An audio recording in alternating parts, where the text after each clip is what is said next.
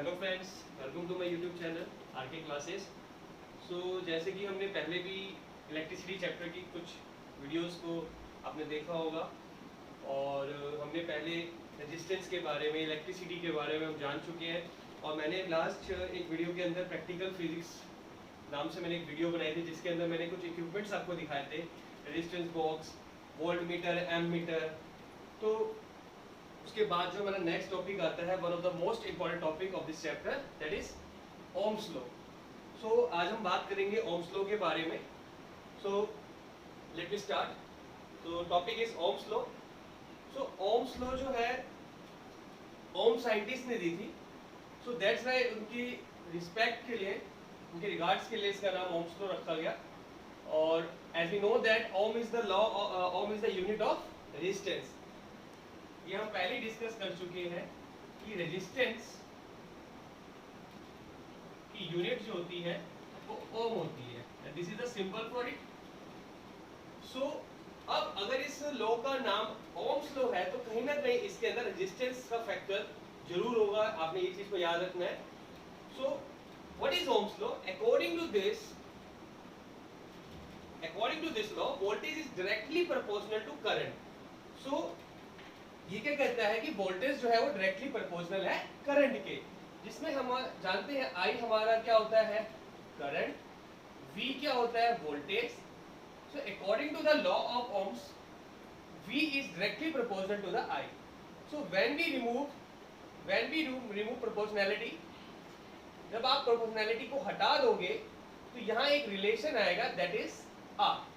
सो अब जो फॉर्मूला बना V equals to RI, and R is the resistance, जिसे हम कांस्टेंट भी कह सकते हैं। किसी भी सर्किट के अंदर जब करंट फ्लो करते हैं, कांस्टेंट रेजिस्टेंस होता है, that is the R। So now the formula is V by R। It means that I equals to V by R। So simply we can say that Ohm's law states that V is directly proportional to I and R is the constant। So now according to this formula, I is directly proportional to V, I is inversely proportional to R। तो आपने इस चीज का हमेशा ध्यान रखना है कि अगर आप वोल्टेज इंक्रीज करोगे तो करंट डायरेक्टली इंक्रीज हो जाएगा, बट व्हेन अगर रेजिस्टेंस बहुत ज्यादा होगा तो करंट बहुत ज्यादा कम हो जाएगा, because they are inversely proportional to each other. तो this is a very simple law, Ohm's law. और नेक्स्ट प्रैक्टिकल क्लास में मैं ओम्स लॉ को प्रैक्टिकली प्रूव करके दिखाऊंगा और आपको with the help of apparatus I will prove this law. So now अभी हमने इसी लॉ को जानना है। तो नेक्स्ट अगर हम बात करते हैं,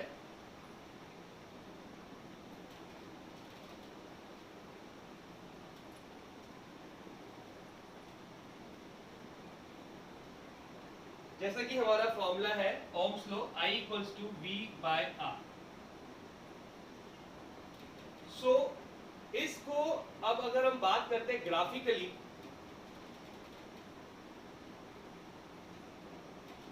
यहां पे मैंने दो ग्राफ बनाए।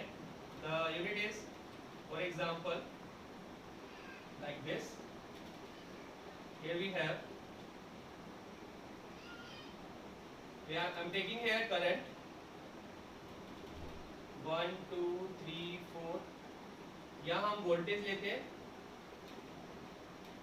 तो यहाँ पे अगर हम बात करेंगे, हम लेते हैं 2 volt, 4 volt, 6 volt, 8 volt, and this is a graph.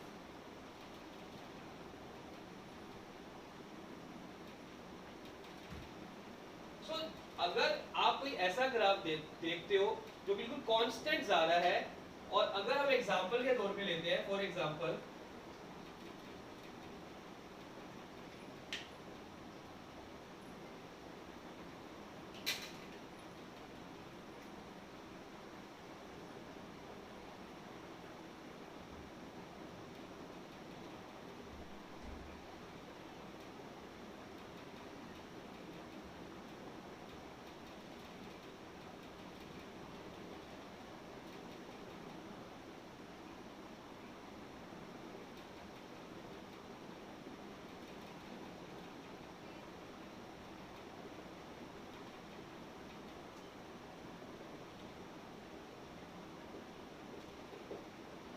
सो हम इसमें एक ग्राफ लेते हैं, जो फर्स्ट ग्राफ है इसमें हमने नीचे करंट लिया और इस साइड y एक्सिस में हमने वोल्टेज वोल्ट में ली।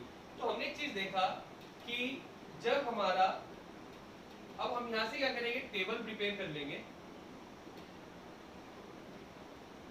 तो I, V and R according to Ohm's law I is equal to V by R।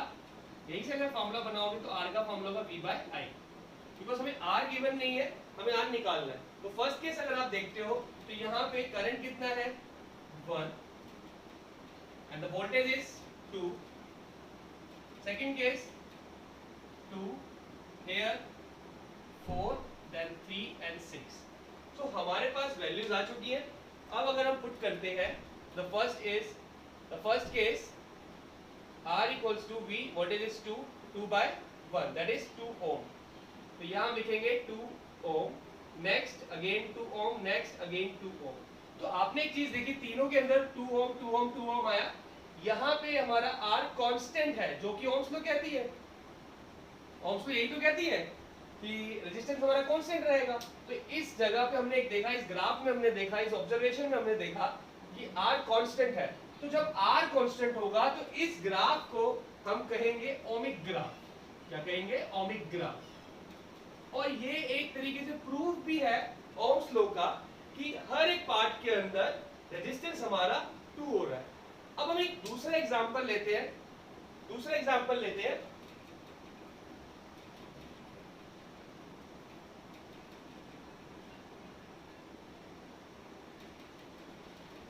let me say another example।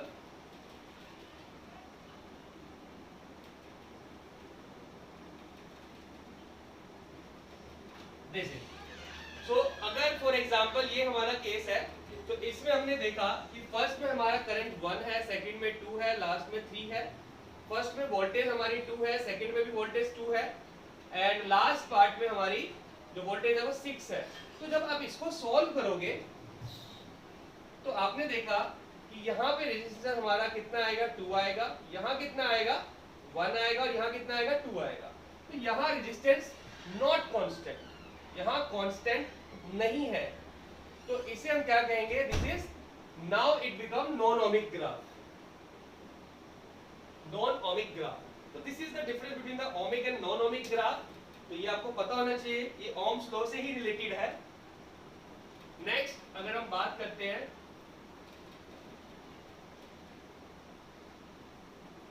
Ohms law circuit,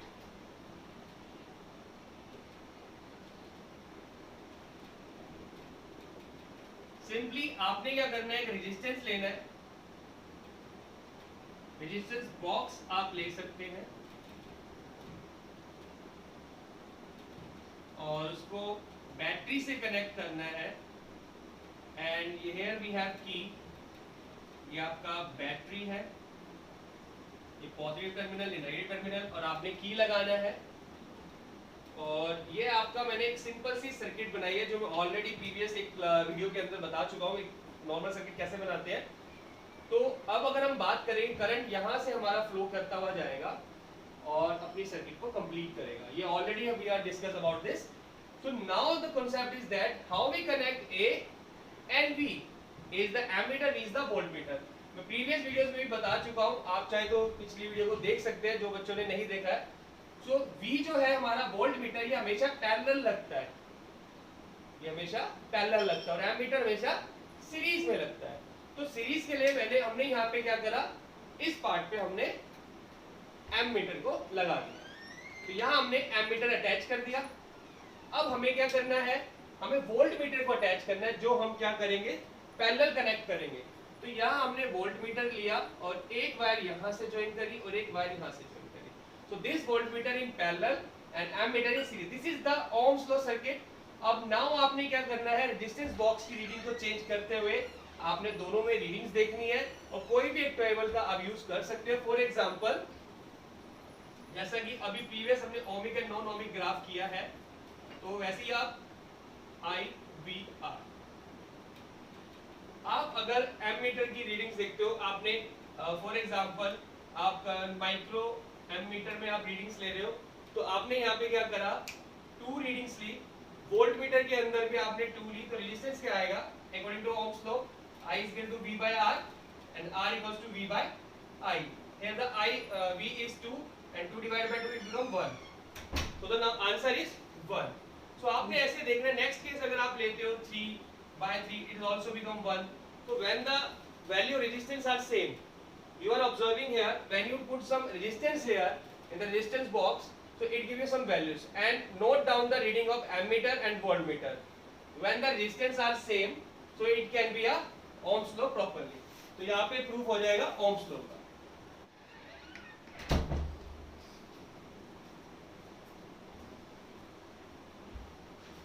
so ohms law circuit को practically जानने के लिए आप मेरी नेक्स्ट वीडियो का wait कीजिए और उसको इसमें बहुत अच्छे से with the help of practical I will explain it.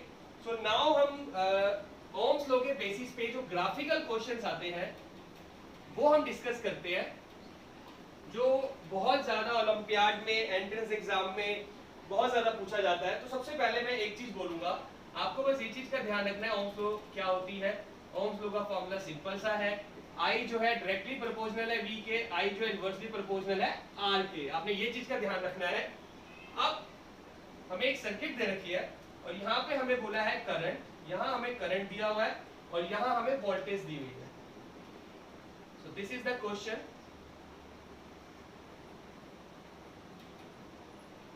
And no value is given here. So आपको इसमें बताना है which have more resistance. This is A and this is B. The question is that which have more resistance, A और B. तो A और B में से किसके पास रेजिस्टेंस ज्यादा है? तो बहुत ज्यादा सिंपल है. जब भी ऐसा कोई भी क्वेश्चन आएगा तो आपने रिलेट करने की कोशिश करनी है कि कौन से फॉर्मूले से रिलेट करा जाए. अभी तो बहुत ज्यादा इजी है बिकॉज अभी हमने ओम्स लॉ पढ़ा है तो हमें पता है ओम्स लॉ का ही होगा. अगर हीटिंग इफेक्ट का होता है तो आप हीटिंग इफेक्ट का फॉर्मूला लगाइए. अगर वोल्टेज फॉर्म में है, पोटेंशियल फॉर्म में है तो पोटेंशियल का फॉर्मूला लगाइए. वर्क डन फॉर्म में तो वर्क डन का फॉर्मूला आप लिख लीजिए. तो जब भी आप ऐसे कोई क्वेश्चन करोगे तो सबसे पहले अपने दिमाग में आपने फॉर्मूले को लेके आना है जो हमने यहाँ लिख दिया है और उसके बाद फैक्टर्स आपने देखने हैं. आपने देखा होगा मैं हर बार फैक्टर जरूर लिखता हूँ कि किस फैक्टर पे ये डिपेंड करता है, क्योंकि उससे हम रिलेट करने में हमें बहुत ज्यादा आसानी हो जाती है. तो नाउ अगर हम देखते हैं इस केस में तो हमने क्या करना है, सबसे पहले आप ऐसे क्वेश्चनों के लिए आप एक हॉरिजॉन्टल और वर्टिकल लाइन ड्रॉ कर लीजिए. तो आपने यहाँ पे जब लाइन ड्रॉ करी, this is the vertical line, this is horizontal line.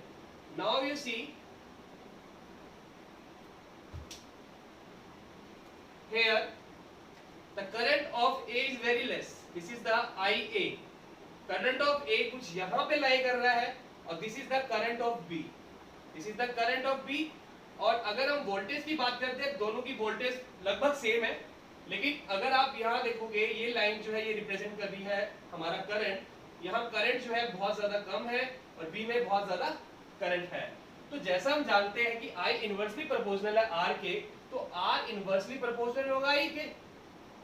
तो रेजिस्टेंस किसके पास ज्यादा हमें ये बताना है. तो रेजिस्टेंस उसी के पास ज्यादा होगा जिसके पास करंट कम होगा. समझ में आया? जैसे देखो आप resistance inversely proportional to I in which current is less. Current is less in this. So IA जो है वो बहुत ज्यादा कम है IB से. IA जो है वो कम है IB से. तो रेजिस्टेंस की अगर हम बात करेंगे, रेजिस्टेंस इनवर्सली प्रोपोर्शनल होता है तो RA जो है वो ज्यादा होगा RB से. तो हमारा आंसर क्या हुआ? A. तो A हैव मोर रेजिस्टेंस.